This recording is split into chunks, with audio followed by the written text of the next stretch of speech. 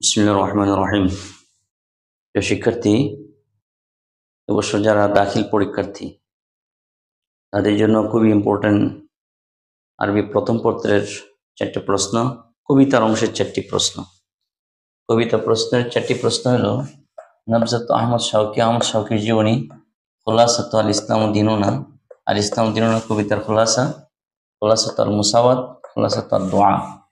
এই 4টা থেকে একটা আসতে পারে। আমরা প্রথমগুলি ধরছি খুব বেশি ইম্পর্টেন্ট, তারপরে এটাও আছে, 4টা পড়লে যে কোনো একটা পরীক্ষায় আসবে। তো 4টার মাঝে, এই 4টা প্রশ্নের মধ্যে আহমদ শাওকীর জীবনীটা অনেক জায়গায় পাওয়া যায় না, একটু কঠিন। আমি 4টা প্রশ্ন আজকে দিব। যারা এখনো সংগ্রহ করতে পারো নাই, গাইড থেকে বা বই থেকে একটু বড় লাগে, পড়তে পারো না, ভাষাগুলো একটু কঠিন, তাদের জন্য আমি সহজ করে এখানে আহমদ শাওকীর জীবনটা নিয়ে আসছি। আহমদ শাওকীর জীবনের সাথে সাথে বাকি 3টা প্রশ্ন আমি আজকে দিব। শিক্ষার্থী, বাকি 4টে প্রশ্ন এই ক্লাসে দিব ইনশাল্লাহ। যারা সংগ্রহ করতে পারো না, এখান থেকে সংগ্রহ করতে নিতে পারো। আহমদ শাওকীর জীবনী, এখানে মুকদ্দমা, ইসমু আলাকাবহু, আল ওয়ালাদাতু, হায়াতু তালিমিয়া, হায়াতুল আমালিয়া, আল ওয়াফাতু, নেহায়াতুল কালাম। আল মুকদ্দমা একটু ভূমিকা দিতে হয়। 10 নম্বর একটা প্রশ্ন, একটু ভূমিকা দিলে ভালো হয়। এখানে একটা ছোট করে একটা ভূমিকা নিয়ে আসি।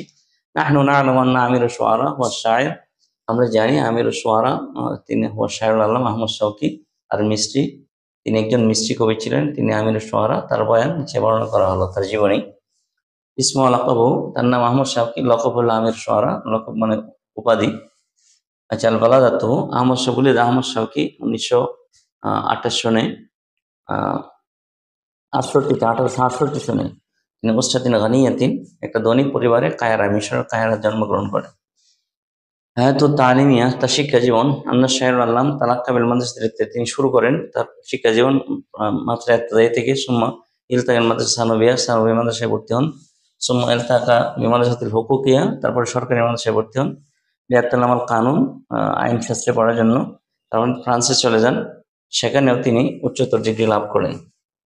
হায়াতুত তাআমালিয়া, কর্মজীবনে আহাদ শাওকী শিক্ষা লাভ করার পরে তিনি আবার মিশরে ফিরে আসেন। মিশরে তিনি উচ্চ একটা পদে কিছুদিন চাকরি করেন, প্রায় 20, সেখানে 20 বছর কাটিয়ে দেন। তারপরে তিনি শায়ের, তারপরে তিনি চলে যান উন্দুলুসে, সেখানে কিছুদিন কাটান। তারপরে আবার মিশরে ফিরে আসেন উন্দুলুস থেকে। তো মিশরে ফিরে আসার পর সরকারি চাকরি ছেড়ে দেন এবং তিনি দেশের খেদমতেই আত্মনিয়োগ করেন। তার মৃত্যু, আমির শুআরা আহমদ শাওকী মৃত্যুবরণ করেন 14 অক্টোবর 1932 সনে। নেহায়াতুল কালাম, পরিশেষে আমরা বলতে পারি আহমদ শাওকী আমাদের জন্য অনেক সাহিত্য কবিতা রেখে গেছেন, যেটি ইসলাম, দ্বীন, ইলম এবং হুব্বুল ওতান সম্পর্কে শিক্ষা দেয়। তো শিক্ষার্থী, বাকিটি আমি দিচ্ছি। এটা 4টা ক্লাস, এখানে এই 4টা ক্লাস থেকে আশা করি তোমাদের উপকার হবে। শিক্ষার্থী, এখানে আসলে আল ইসলাম দিনুনা খোলাসার মধ্যে আমরা একটা ভূমিকা নিয়ে আসছি। আল ইসলাম দিনুনা, এই ভূমিকাটা এখান থেকে না দিলেও চলবে। এই দিকে থেকে এখান থেকে এই পর্যন্ত ভূমিকা না দিয়ে বাকির আনসার দিলে হবে। জবাব, ইন্না দীনা ইনদাল ইসলাম লা ইয়াকবালুল্লাহু গায়রাহু মিনাল আদিয়ানিল মুরাজ্জাবা, খুলাসাতুল কসিদা মাসকুরাতুন ফিত তালিয়া। খুলাসাতুল কসিদা, এখানে 8টা পয়েন্ট আছে, 8টা পয়েন্ট উল্লেখ করে দিলেই চলবে। আল খাতেমা, খাতেমার ভিতরে একটা লিখলে, যে কোনো একটু লিখলে প্রশ্ন একটু বেড়ে যায়। যেহেতু 10 নম্বরের কোয়েশ্চেন, প্রথমে একটু মুকদ্দমা, তারপর একটু খাতেমা থাকলে ভালো হয়। এটা হলো আল ইসলাম দ্বীন ওনার প্রশ্নটা। তারপরে আল মুসাওয়াত, অনুরূপভাবে আল মুসাওয়াত, এখানে ইফতিতা আছে, একটু শর্ট করে খুলাসাতুল কসিদা আছে।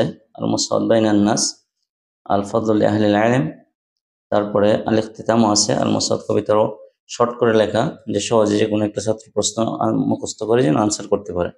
খুব সহজ একটা বই থেকে একেবারেই ভিন্ন, যেটা তোমরা একটু চেষ্টা করলে যে কেউ এটা আনসার করতে পারবে। তারপরে এখানে দেওয়া আছে দোয়া, আর দোয়া তো খোলাসাতুল কসিদা আর দোয়া মুফাসসালান। আর দোয়া, এখানে দোয়া কবিতারও মুকদ্দমা, ইফতিতা এবং আল ইখতিতাম, মাঝখানে খোলাসাতুল কসিদা একবারে দেওয়া। যেহেতু এটা 10 নম্বর একটা প্রশ্ন, তোমরা লেখার সময় অবশ্যই মুকদ্দমা, ভূমিকা এবং সমাপনী একটু লিখে মাঝখানেটা লিখলে ভালো হয়। তাহলে এই 4টা প্রশ্নই দাখিল পরীক্ষার্থীদের জন্য এবছর সবচেয়ে ইম্পর্টেন্ট। কবিতার 10 নম্বরের আনসার তোমরা যদি একটু চেষ্টা করো তাহলে 10 নম্বর আনসার করা সম্ভব। আশা করি তোমরা এটা থেকে উপকৃত হবা। তো তোমরা এটা থেকে দেখে দেখে তোমরা খাতায় লিখে নিয়ে আনসার প্রস্তুতি নিতে পারো। সামনে পরীক্ষা, স্বল্প করেই প্রস্তুতি নিতে হবে। অনেক সময় বড় প্রস্তুতি নিয়ে পরে পরীক্ষায় খাতায় লেখা যায় না, এই জন্যই ছোট করে দেওয়া হলো তোমার জন্য। আশা করি তোমার উপকারে আসবে। তোমরা সবাই ভালো থাকো। আজকে এই পর্যন্তই। আসসালামু আলাইকুম রহমতুল্লাহ।